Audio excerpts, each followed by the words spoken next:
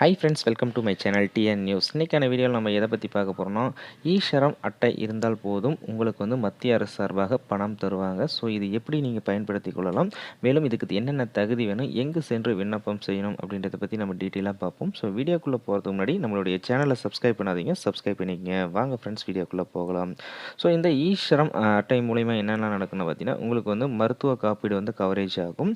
So இதில் பார்த்தீங்கன்னா உங்களுக்கு வந்து 2 லட்ச ரூபாய் வந்து மருத்துவ காப்பீடு வந்து வழங்கப்படும் அப்படின்ற சொல்லியிருக்காங்க. மேலும் பார்த்தீங்கன்னா மாதம் மாதம் உங்களுக்கு வந்து 1000 ரூபாய் வந்து கிடைக்கும் இந்த அட்டை வைத்திருந்தால் அப்படின்ற மாதிரி சொல்லியிருக்காங்க. மேலும் பார்த்தீங்கன்னா பிரதம மந்திரியின் மந்தன் யோஜனா திட்டத்தின் கீழ் வழங்கக்கூடிய அந்த தொகையும் அல்லது பார்த்தீங்கன்னா அடல் பென்ஷன் யோஜனா இருக்கக்கூடிய மாதம் 3000 இந்த திட்டத்திலாம் பயன்பெறதுக்கு இந்த ஒரு அட்டை வந்து ரொம்பவே வந்து முக்கியம் அப்படின்ற மாதிரி மத்திய அரசு சொல்லியிருக்காங்க. ஸோ இது யாருக்கெல்லாம் கிடைக்கும் அப்படின்னு பார்த்தீங்கன்னா, நீங்கள் ஒரு அமைப்பு சாரா தொழிலாளர்களாக இருந்தீங்க அப்படின்னா உங்களுக்கு வந்து இந்த ஒரு கார்டு கிடைக்கும். அதாவது நீங்கள் வந்து பிஎஃப் அமௌண்ட் கட்டாத அந்த தொழிலாளர்களுக்கு எல்லாத்துக்குமே வந்து இந்த ஒரு அட்டை வந்து கிடைக்கும் அப்படின்ற மாதிரி சொல்லியிருக்காங்க.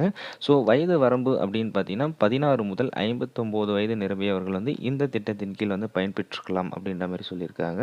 ஸோ உங்களுக்கு பார்த்தீங்கன்னா ஏதாவது நீங்கள் தோட்டத்தில் விவசாயிகளாக இருக்கலாம், அல்லது கட்டிட தொழில் செய்கிறவங்களா இருக்கலாம், அல்லது ஓன் பிஸ்னஸ் பொட்டி கடை அந்த மாதிரி ஏதாவது வச்சுருக்கீங்க அப்படின்னா உங்களுக்கு வந்து பிஎஃப் அக்கௌண்ட் கிடையாது. ஸோ இதனால தான் வந்து தொழில் அதாவது அமைப்பு சாரா தொழிலாளர்கள் செய்கிறோம் அந்த ஒரு தொழில்லாம். ஸோ இவங்களுக்கெல்லாம் வாழ்வில் மேம்பட வேண்டும் என்பதற்காக இந்த ஒரு அட்டை வந்து வழங்கப்பட்டு அதன் மூலிமா வந்து இந்த இன்சூரன்ஸ் கவரேஜ் அல்லது பென்ஷன் ஸ்கீமு இது மூலியெல்லாம் பயன்பெற்றுக்கணும் அப்படின்றதுக்காக இந்த ஒரு ஈ-ஷரம் அட்டை வந்து மத்திய அரசு சார்பாக வந்து வழங்கப்படுகிறது.